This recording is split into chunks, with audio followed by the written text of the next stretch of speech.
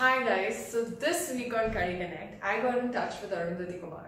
Who is she? Well, she's somebody I had shared my CV with when I was looking for an internship a couple of years ago at a leading publication house in India. Cut to a few years later when I scrolled up LinkedIn and I saw that she had started her own sustainable business. Made me curious and I wanted to see what exactly is she talking about. So I decided to chat up with her. And she told me more about her accessories brand called Studiobeej. I will leave it to the interview to unveil what exactly Studiobeej is about, but what I also want to tell you is there are some key resume tips in there that might help you going through these times of quarantine and the kind of hiring we have at the moment. Check it out. I hope you like it. What's going on? How is the quarantine season been with you, and how are you spending time?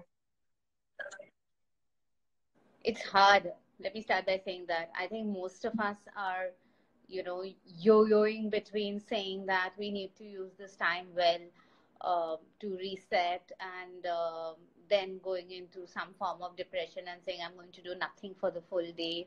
I find Yes. myself oscillating a lot between that really. Um, Although now on Beej we have started a campaign of conscious reset for the next 21 days.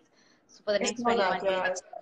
yes, and I mean that campaign is as much for me as it is for everybody who follows our page. So I also spend every day, time every day thinking. So what do I need to reflect on? How do I reclaim my life? So that's kept me busy. I think it's also helped me um, ponder over questions which I think are very, very relevant today for everyone. This necessity to communicate that you need to pause and recollect. Do you think it is drawn from your own experiences in the past where you made a switch from corporate to sustainability? Can you elaborate a bit on that? Yeah. Okay. So I come from a hardcore corporate background. I spent 17 years as an HR professional and across industries. So I finished my MBA. I started with hotels. I worked with telecom, insurance, banking, fashion, media, all of that. Consulting. I used to do a lot of work in consulting. Let me say this. I'm a big fan of pause. Number one, I have taken multiple pauses in my careers, and I think every 3-4 years I've come to that stage saying I want to pause for 6 months Bas. and see what I want to do, and and it's always been okay. I don't know why people worry so much about pausing. Firstly, so Exactly everybody what I out was going there to who ask you. How did you get the courage to do no, that? I don't know if people worry so much about pausing. I think pausing is a good thing, and it always helps you get back better and stronger. And this whole unfounded fear Yeah. of if I stop, I will not be able to get back on the treadmill. In my Yes. personal experience, it is wrong, and I have always gotten back. I have always been lucky enough to have the opportunity to do something different. Um, so pausing has worked for me. um, this is my second stint at a business. I used to work with Deutsche Bank back in Yeah. 2012, and I said I'm going to start something of my own, and I did at that time as well. But my daughter was very small. I used to spend lots of days outside the city, etc. So I decided to come back, and for 6 months I did nothing. I just paused. But I came back and I joined Condé Nast as the head of HR. It was a whole new world for me. So I think pausing is a good thing. Let me say that you can always come back. What motivated you to, take the step towards sustainability in these times? Okay. So I have been wanting to move out from a corporate career and start something of my own. And my family business has been into leather. My dad's been Mm. into leather exports for the last 40 years now. So, Yeah. the obvious thing was come and join the business. But Mm. again, like I said, I love pauses. So the first thing I did when I was to leave my job was to take a holiday.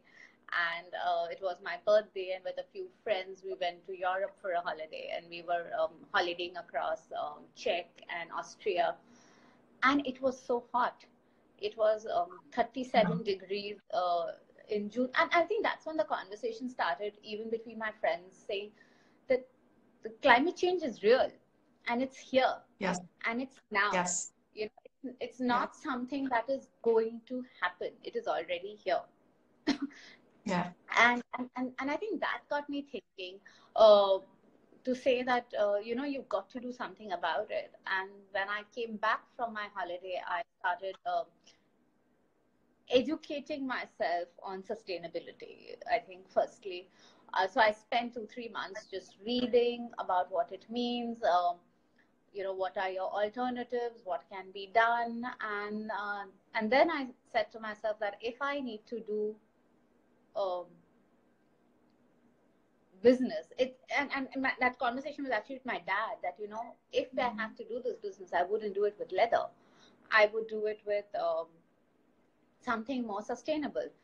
And that's when I started, and that's when I started exploring options, reaching out to people who make and provide more sustainable options.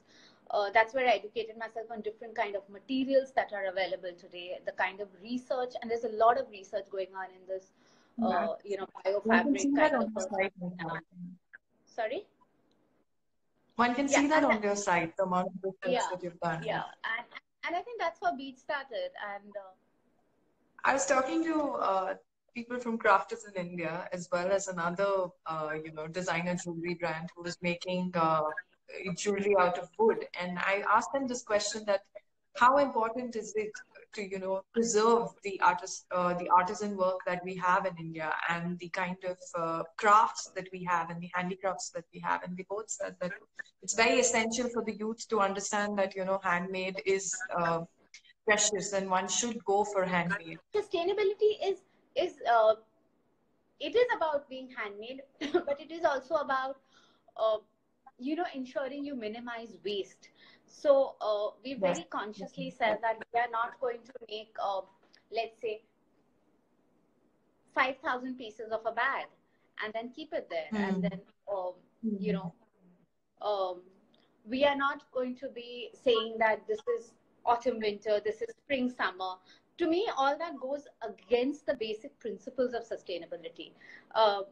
So we call ourselves a zero waste brand. We say we will hold smaller inventories. We will make on demand. And my belief is that if someone believes in this concept and wants to buy a bag, they will wait for that 1 week for it to get to them. You know, and this is the conversation I have with a lot of people we speak to, whom we are asking to kind of stock beads and stuff. And they said, you know what, Arundhati, in today's world, people are not willing to wait for accessories. They want it, if you order it today, you want it day after. I said, but we don't do that. And then, and if someone wants that, then perhaps beads is not the brand for them. Because you have to understand, I'm not going to hold it, stock it, keep it, then waste it, then throw it. I will give you the best quality. I will give you high quality material, high quality workmanship, but be willing to wait those 10 days to get it. I am going to go a little bit to your recruitment side of experience and ask you one of the questions that I have encountered in the past few days from people who are, you know, looking out for internships, or people who are looking out for jobs, is how do you approach companies at the moment? I don't think recruitments will stop. Let me start by saying that. But the competition has just gotten a lot tougher. Number one. Number two, I think there are a lot of companies out there that are saying that once this tide's over, they will suddenly see a very increased rate of consumption. It may happen, it may not happen, but companies are anticipating it. So they will hire, but it will be slow. So I think you got to be patient. Let me start by saying that. You know, if you reach out to a company or you respond to approach them? Sorry. I think it's okay. If an ad is out there, if a hiring manager is still putting up a requisition on LinkedIn or on a website, you need to apply. you need to be cognizant of the fact that the response will not come immediately. It's not like 2 days later somebody's screening your CV and calling you. But that could be for multiple reasons, and it's not a reflection on your resume at all. That could be because because they are themselves working from home, because they are trying to kind of relook at what the requirements will be of the future. But I think you got to keep applying. Not applying is not the answer. And you shouldn't feel any sort of I mean, you shouldn't stop yourself from applying at the moment, knowing that companies may not, because there are a few people who are Not like, at all. you shouldn't. Yeah. Okay. Not at all. Although I do think there is a merit in reflecting on what is relevant for today's world. What skills? So, for example, if you have done previous roles which have required you to work virtually or remotely, or work with teams across, put it out there. I think relook at your CV once more in the context of today and highlight those skills that you think are today more relevant. I would, advise that. Do you have, from your experience, do you know of any particular skills that are very essential at the moment? Any sort of skills like that? I think definitely people who worked remotely, people who are more comfortable with technology, people who are who worked with, who've managed remote teams or teams across geographies, who have done such, who have managed business continuity plans for companies. All of that becomes very relevant today. Maybe even move out of your comfort zone and do something you've not done. Like, I also meet a lot of people, and I speak to a lot of people who say that we are not comfortable with freelance jobs. I have never been a freelancer. I would say this is a great time to freelance. Yes. So and I'm not saying don't stop looking for that one permanent job, but in the meantime, use this time well. Take up an assignment, take up a project. There's so much happening around us that sometimes even in bigger companies, we do not have the skill sets needed for today. So if you have the skill sets that are needed for today, and the project is a 3-month project, why not? Since I'm sure you would have gone through so many of, profiles when you were into human resources. What are the 3 things that you think is essential? And this I say as a major thing amongst the youth, the 3 key tips when, they are portraying themselves to their resume or their cover letter. What are the 3 tips that you think you would give them to follow? I think first thing would be keep it crisp. No hiring team has the patience to go through the fine print. As we screen through resumes, especially resumes that come to us online through LinkedIn or any other portal, you are on an average spending a minute to a minute and a half on a CV. So, so it needs to scream out to me saying, hey, these are the top 5 things this person brings to the table. For me to even put you in that shortlist folder, go back, revisit, and see you again. I think the first thing would be that. I personally give a lot of points for honesty. You don't have to rate yourself on a scale of 1 to 5 on everything. And I think the third thing would be, if you are putting in a cover letter or something like that, do not have a generic letter. Please take the effort to research the role, research the company, see if you fit into what the requirements are. Again, especially online, you just go and apply because it's a click of a button. So, if I'm looking for a sales director, I will find an assistant sales manager has applied.